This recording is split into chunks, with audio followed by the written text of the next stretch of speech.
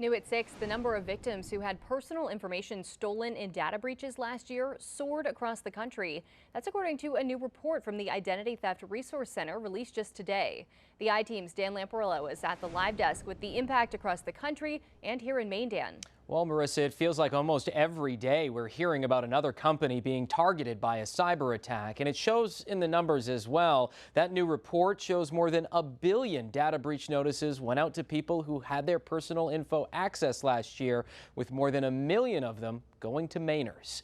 Now, according to the Identity Theft Resource Center, the number of overall data breaches at companies large and small decreased by just 1% last year, but the number of notices sent to victims increased by more than 300%, from 419 million in 2023 to 1.7 billion in 2024. Driving the majority of those notices last year were data breaches at some major companies, including Ticketmaster and United Health.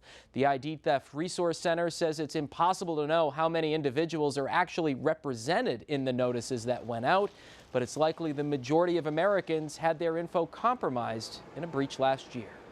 Most adults receive at least one data breach notice, but there's a significant number who receive multiple data breach notices during the course of a year.